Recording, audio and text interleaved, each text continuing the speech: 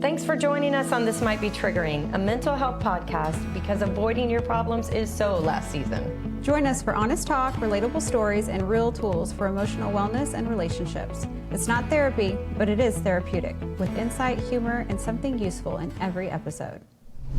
Sarah, I'm very excited about this episode today, and it is totally triggering. I think it's more triggering for me when I hear people doing it because it is such a thing for me. Yeah. I'm excited to hear about it. Let's hear. Okay, so first of all, I've got this story.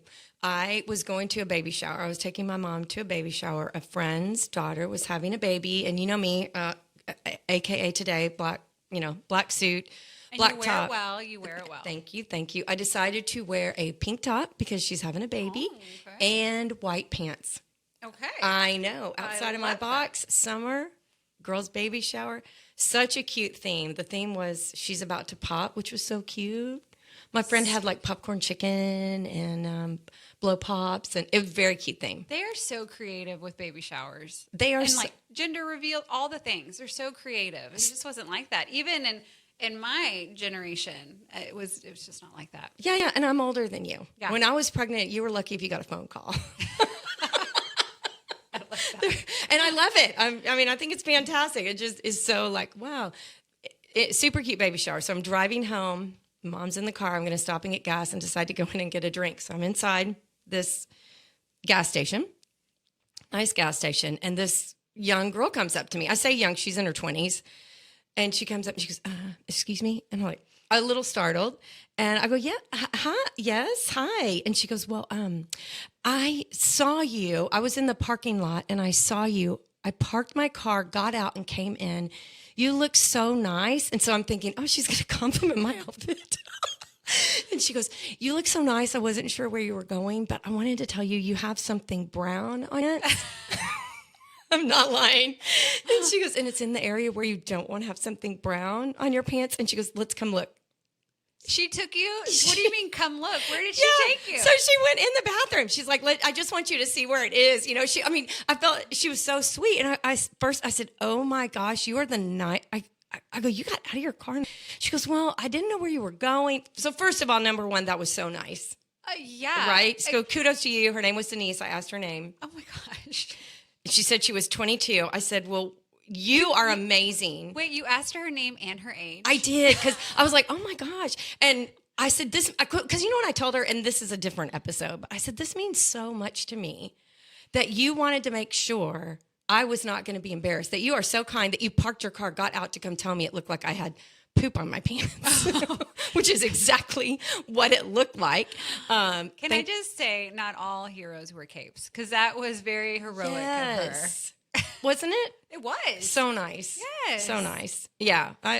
We'll do an episode on women empowering women and supporting women. That is absolutely triggering and a great episode. It is. It totally is. Yeah. So anyway, go back to the car. And what had happened, my mom is in the generation where you never left home without food. So we make fun of her because she's got purse food. You call it purse food? I call it purse food. My sister, Sonia, we call it purse food. Okay. And she had some purse food and it had fallen in my chair and I sat on it. And sure enough, it was a chocolate cookie. And it looked like I had pooped my pants, which connects to what we're talking about today because it is this is the topic, Sarah. Okay. Stop shooting all over yourself. Oh my gosh, what a great segue. Right? Yeah. Because that is truly what it is when we do this. And it's talking about the word should.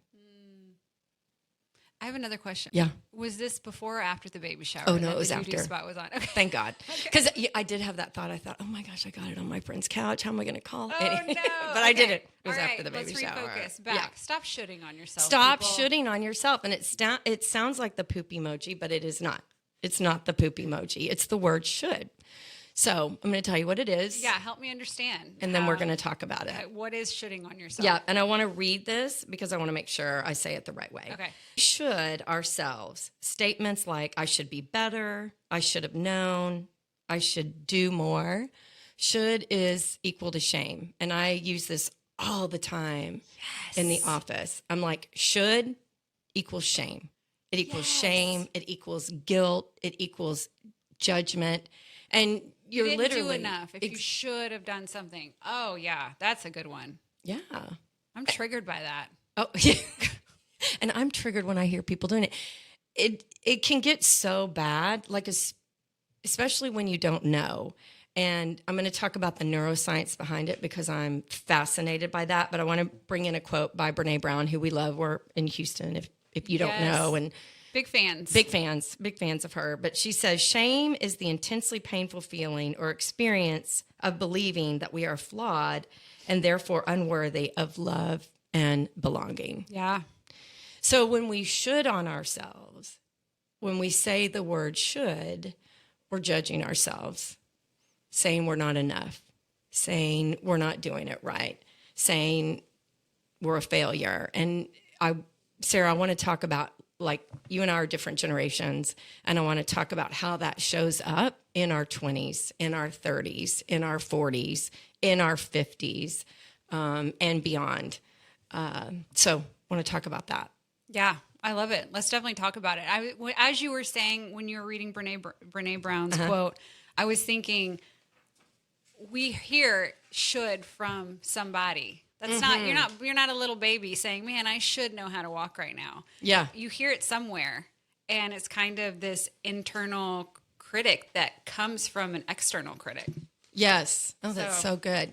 And the shoulding ourselves is the internal critic. And then when we should others, that's the external critic. Mm-hmm. Right? We're shoulding on them. Yeah. They should be doing more. Or as a parent, oh, my child should be behaving better. Yeah. As mothers of neurodivergent kiddos, my kid should be talking. My kid should be walking, and all the shame wrapped up in that when you're already struggling enough. Oh my gosh. Yeah, I did that so much. Me too. I did that so much, right? Like I had almost my worth tied up into how the kids were doing. And it's all around this word should. Mm-hmm. They should be doing this, or they should be better, or they should have been invited, or, it goes on and on. It does. It does go on and on. It really does. So in our 20s, right, this is our generation of, these are shoulds that we tell ourselves. Our 20s, right? I mean, Olivia, you're in your 20s, right? What's it like for you? Well, you can say it and then I'll put it on mic. Newly graduated. Exploratory. Yeah. Do you find yourself comparing yourself to other people in their 20s? Like, oh, I should have my career off by now, or I should be in a relationship by now. Or do you find that happening? At first you did? In college. Now you're in a different space. I love that. I love that. I think that this generation, and Olivia, you can correct me if I'm wrong. I may not share if I'm wrong, though, because they can't hear you. But I think this generation is so much more comfortable in the let's wait to get married. Let's wait to have kids. It's kind of a beautiful thing. In your 20s? I think it was I think it kind of stopped with because I in my 20s was like, I should be married. I should have kids. I should have a serious relationship. Right. And it's like, I met Ron at 22 and was engaged at 23. And I felt like I was behind. Right. What? I think my gosh, Sarah. I think there's this secret there can be this secret shame whisper that you're floundering and everybody else is doing it better. Yeah. So, for sure. Yeah. Let's look at this, right? So here's a couple of things. I should know what I'm doing by now. I have a degree, so why do I still feel lost? I should have a real job, whatever that means. Or I should be married, or at least in a serious relationships. Yeah. So that's kind of in your 20s. And I want to talk about what we can do about it. So I'm going to pivot a little bit. Okay. And I actually want to talk about something else, which is why this is so important. Okay. Why is it important? This is so important because our brain has neuroplasticity. And what they've found with the neuroscience, with the functional MRIs, which I love to talk about because it's so amazing learning about trauma and things like that, is what they've found is that our thoughts create these neural pathways. Okay. So literally, when we are shoulding all over ourselves, whether it's a habit, oh, I should do this or I should do that. And if you notice that you say should a lot to yourself or others, right? To yourself, it's the internal critic. To others, it's the external critic. It's connected to shame. guilt, there's something wrong here. Well, this is why this is so important, because every time you do that, you are really sending a message with your brain. So Almost like pre-programming yourself to go straight there. yeah. Yeah. And sometimes I'll say this in the office, in the counseling room. I'll say, look, when you're driving and it's so easy to get on the freeway, right? It's super easy. You just get on the freeway and you go. You know that route. It's going to be faster. The traffic is traveling. I say, we need to take the side road because your shoulds are really loud and they're super, super easy. It's almost become a habit. Yeah. A habit of misbehavior, because we're looking for that. We're looking for that judgment, whether it's for ourselves or others. So the neuroplasticity of the brain, which is so beautiful, they used to say, remember that the window closes. They did, yeah. And, you've got to learn this by now. Yeah. That is out the door. You're done at a certain age. There's Yeah. no more learning. Yeah, I know. No longer, which is great. Good to know. It is. So now what we know is we can actually do something about it. So why I want our listeners to know this is so important is that, like you said earlier, maybe you heard it from someone, learned it early on. It becomes one of these habits of misbehavior. It becomes like, oh, it's so easy to get on the freeway. It's so easy to shit on myself or shit on someone else, which is just rooted in that shame and guilt. Yeah. So the neuroplasticity of our brain is we can change it. And that's the hope here. Yeah. And we're going to talk about how to change it. Okay. Yeah. Let's talk about how to change it. Or do we want to give some examples in your 30s and 40s? Yeah, let's do it. Let's do that. Okay. 30s. I remember in my 30s thinking I should be further along in my career because when I had kiddos, I was super lucky. I mean, it was a hard transition financially for sure, but I was really lucky. I was able to stay home with them. It was, again, a hard financial transition, but I remember thinking I should have stayed at work. Mm-hmm. I should be further along in my career because I was watching people who waited later in life to have kids, later in life to get married, kind of excelling, reaching these like manager, almost, director level positions in their mid 30s. And I was at home with the kids. Yeah. So yeah, I should be further along in my career. And I think that happens whether you're a mom or whether you don't have children. We compare. Yeah. I know for me, I just had this conversation. Well, I should be working. And really what we were going through, we had 3 kids under 2, and then we were traveling a lot. Oh gosh. For Sean's job, there was a lot of shoulds there that I wasn't enough. Yeah. I was not enough. If I was a better parent, things would be different. Yeah. Yes. So there are a lot of shoulds in our 30s. A lot of shoulds. A lot. And thinking, I remember too, spending time with the kids and thinking, oh, I should be teaching them right now. I should be working with them. I should be playing with them. But I'm so tired because my 3 kids were pretty spaced out. And I was just, running on E most of the day. A lot of shame.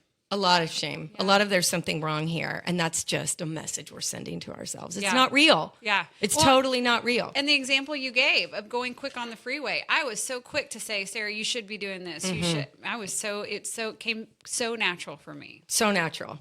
It just comes right there. And I think, right now in my 50s, different things just come up. It's just different. Right. And so there might be a should of, I should have it all figured out. I think a couple years ago, it was this time where the kids had gone off to college. My husband was working, and it was actually this really interesting time for me. And I had to embrace this thought of rest in the uncertainty because there was just a lot of uncertainty there. I was older, opening my own practice and things like that. And there was just a lot of shoulds. I shouldn't feel this way. Right. A lot of shoulds. Yeah. Yeah.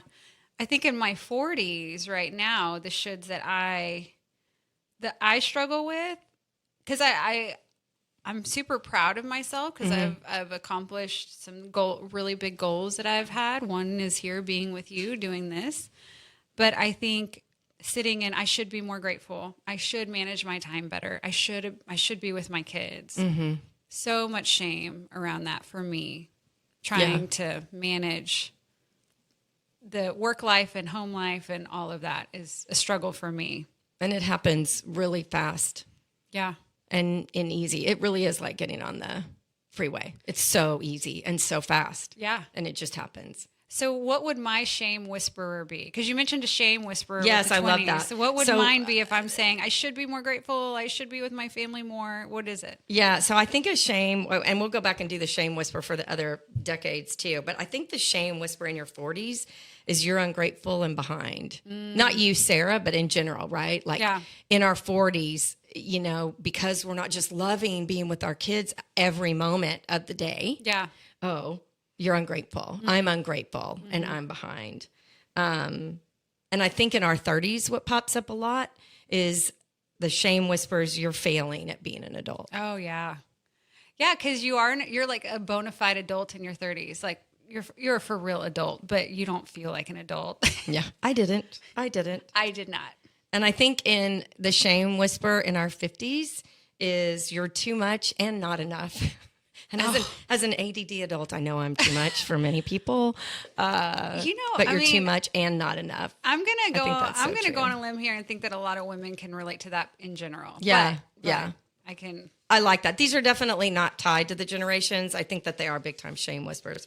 Okay, so what do we do? I'm saying should to myself actively right now. Help me. Well, and also I want to invite, and I didn't put this in here, and we did talk about it a little bit, and you know I love this. So here is what we do about it. Okay. We change the word should to could. Okay. Even when we have to rewrite the sentence.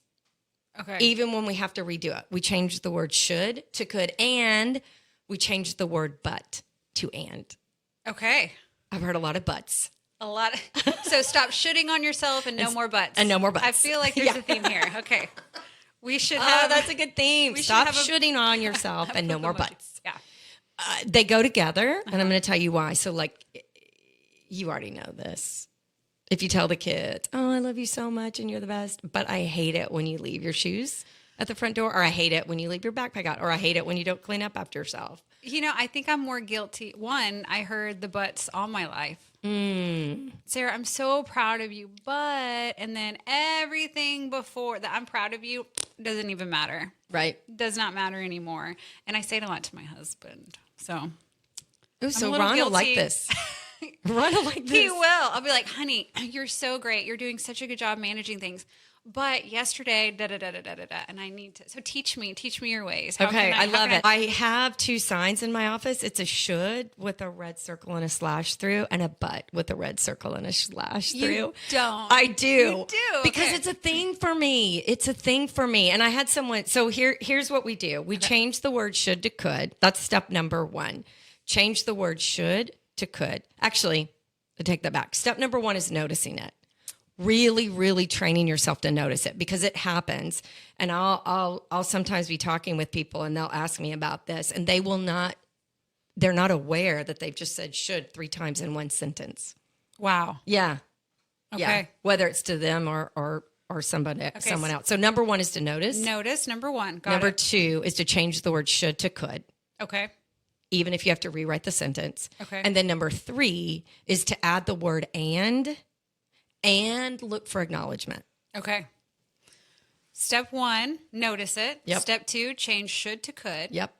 Or but to and. Or but to and. And then the last one is put it into effect, basically. Yes. Come up with an action plan. Yes. Okay. Yes. Can we do some examples? Let's do it. Okay.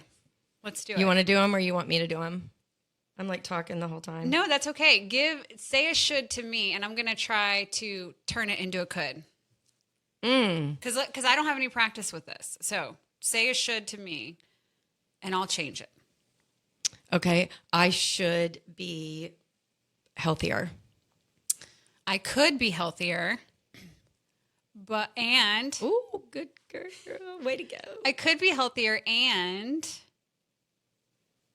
I don't know what to say next. Help me. It. Okay. And it's just looking for, I love alliteration. You can look for acknowledgement and think of the A and acknowledge. Just find something to acknowledge about yourself. And I'm doing the best I can. Sure. With the schedule I have. Yep.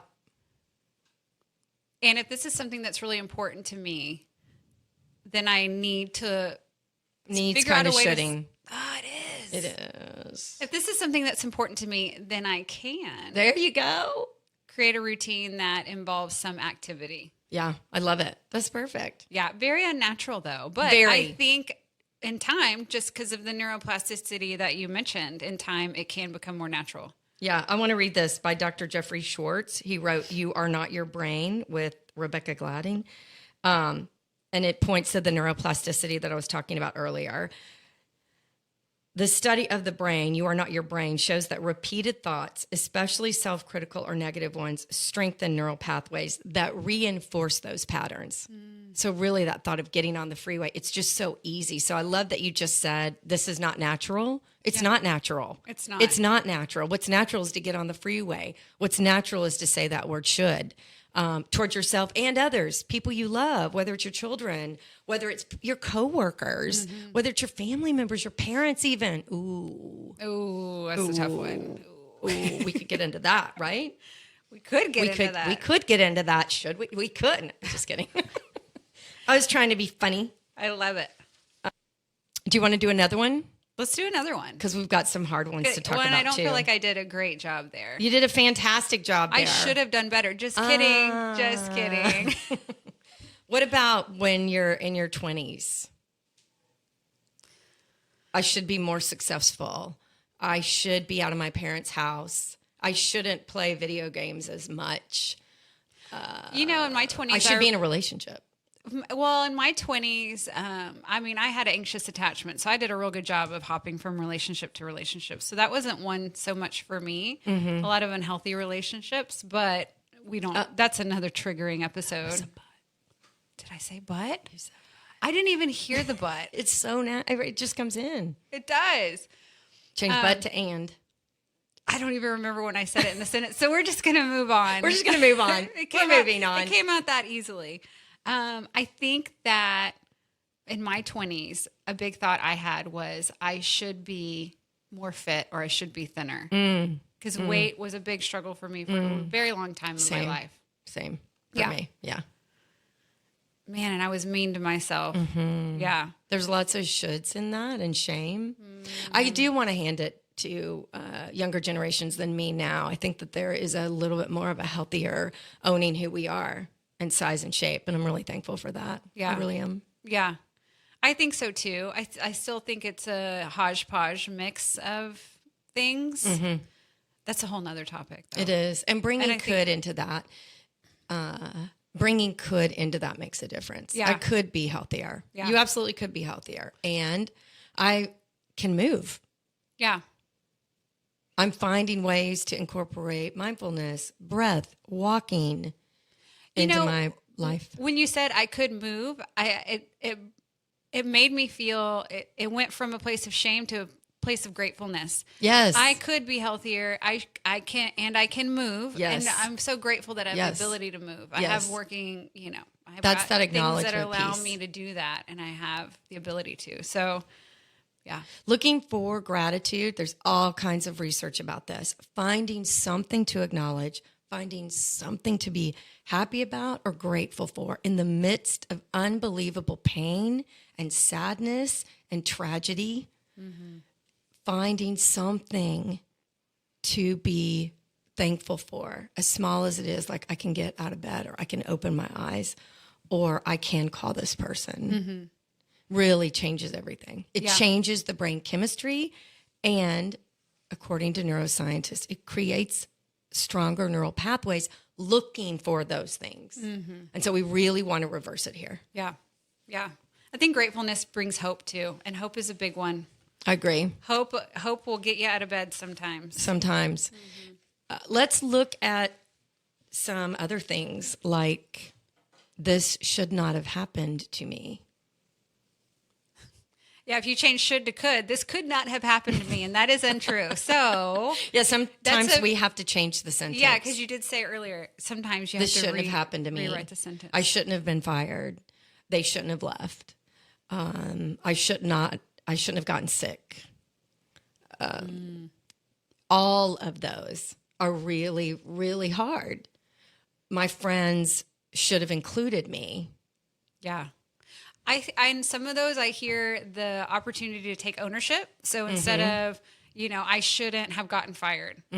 Well, I think in that case, there's some ownership that needs to be taken. Yes, there's absolutely some unfair situations where people get fired, but Yes. There's unfairness in I life. said, but You did. Ooh, and you caught it. I didn't even catch that. and there's some unfair things that happen for people to get fired. And there's an opportunity to take some ownership and figure out how to do something different. But what about, and this one is a but. It's needed because it's a, I don't know. Watch out, man. I'll go after that. but when we talk about the illness. And when we talk about the illness, I don't know. It didn't feel right grammatically. I think maybe, well, I'm not a grammar scholar. I can say that. Nor am I can tell you this works. Yes. What we didn't say is this is one of my favorite cognitive behavioral therapy tools. If you do not know cognitive behavioral therapy or CBT, if you don't know it, go look it up, go research it. Unhelpful thinking styles is a big one. And so this is a cognitive tool. It's a tool. Yeah. Yes, we care about feelings. We do care about feelings. They are very important. We have to honor our feelings. We feel how we feel when we feel it. And our feelings are going to change. Yeah. They are going to change. So honoring our feelings and being able to say, this illness happened. Yeah. And I'm going to find the best doctor I can. I'm going to do whatever I can to get through this. And I'm going to try to connect with people. And maybe today, I'm just going to sit with this. Mm-hmm. Yeah.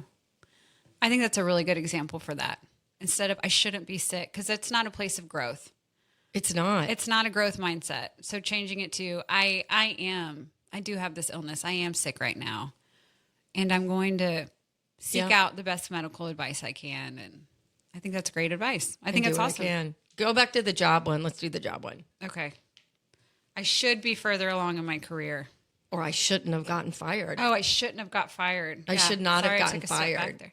I should not have gotten fired. I should not have gotten fired. It does sound weird to say I could not have gotten fired. Yeah. You could say, I really wish I wouldn't have gotten fired, which is taking the word should out. I wish I wouldn't have gotten fired.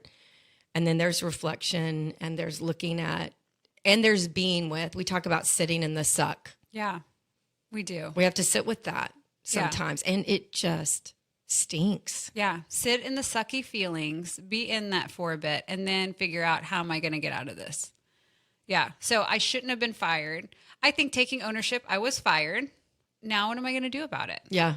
I love that. What could I have changed? What could I have looked at differently, maybe, without putting should and maybe feeling like you made a mistake? It's not necessarily saying it's your fault, but taking ownership, I think that's so empowering. And what do we want to do here on this podcast? We want to empower wellness one self at a time. So that we can change the world one relationship at a time. There you go. The relationship with ourselves and the relationship with others. Yes. Very, very, very important. Let's do one more. Okay. Let's you want to do pick? one more. What about when I'm telling my husband, you should... You this is a good one. You should have called me so that I would have known you weren't going to be home and didn't make dinner. Yeah, and they really should have called. This is so good, Sarah. I'm married to an introvert and I'm an extrovert. And so it was really natural. He should be more outgoing. He should want to be with my friends more. There was a lot of shoulding all over him. God bless him. I also married an introvert. And really? Yeah. You've met Ron. I know, but I didn't you? think he was an introvert. Yes, I met Ron. Gosh. I didn't think he was. Okay, well, maybe he's just not an introvert to me. I don't know. Well, he gets get pumped up when he's talking to us about like business things, Yeah, I get that. Counseling I so things. get that. But no, in a social setting, he wants nothing to do with anybody, honestly. Even his own family. He's just like, I'm going to take a second, take everyone in, figure out who I can talk to. It's like, honey, it's your family. And he's like, I just need a minute. He just too much. And they definitely should not do that, right? They should not. It's very frustrating for me. And that's totally shaming and creating disconnection with people we love. Mm-hmm. They are who they are.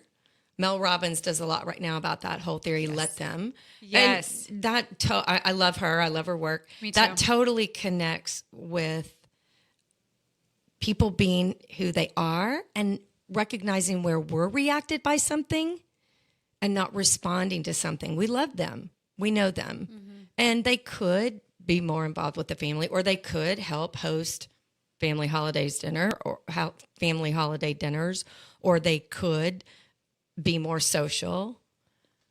And it's not them. Yeah. And that's okay. What if the conclusion is when you change it to they could be more social, realizing no, I mean that's just not comfortable for them. Hosting is not comfortable for them. Yeah.